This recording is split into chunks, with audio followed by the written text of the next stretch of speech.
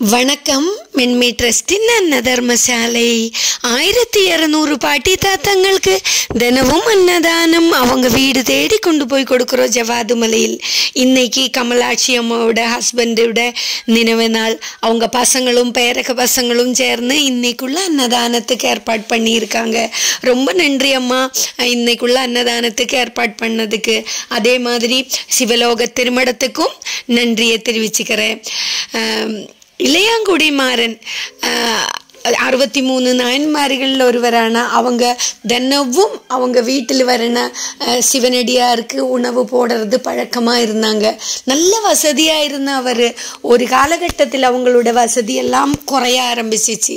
குறைஞ்சு ஒன்றுமே இல்லாத ஒரு அவஸ்தையிலும் அவங்க அன்னதானம் வீட்டுக்கு வரும் அடியாறுகளுக்கு அன்னதானம் போடுறது பதிவாக வச்சுருந்தாங்க. ஒரு டைமில் ஒரு மழை டைமில் சிவபெருமானே கதவு தட்டுறாங்க, எனக்கு உணவு கொடுங்க அப்படின்னு கேட்குறாங்க. அவங்க வீட்டில் எதுவுமே இல்லை. அப்போ என்ன பண்ணுறது அப்படின்னு யோசனையில் இருக்கும்போ அந்த அம்மா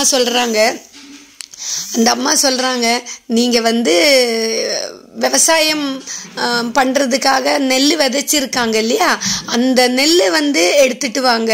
அந்த நெல் அந்த சகதியில் மழையில் மேலே வந்திருக்கும், அதெல்லாம் வாரி எடுத்துட்டு வாங்க. அதை எடுத்துட்டு சமைச்சு சிவபெருமானுக்கு சாப்பாடு போட்டாங்க. அப்போது சிவபெருமான் அங்கே காய்ச்சி கொடுத்தாங்க. காய்ச்சி கொடுத்து அவரை சொர்க்கத்துக்கு அந்த சிவலோகத்துக்கு அழைச்சி கூட்டிகிட்டு போனாங்க. இது ஒரு வரலாறு தான். அதே மாதிரி எந்த நிமிஷமும் அந்த சிவபெருமானே நம்மளை தேடி வரும். அப்போது நம்ம எப்பொழுதுமே அடுத்தவங்களுக்கு உதவியாகவும் அடுத்த பசியாத்தன வேலை அதுதான். தானத்தில் சிறந்த தானம் அன்னதானம் மட்டும்தான் அப்படின்னு சொல்கிறதுக்கு காரணம் அதுதான்.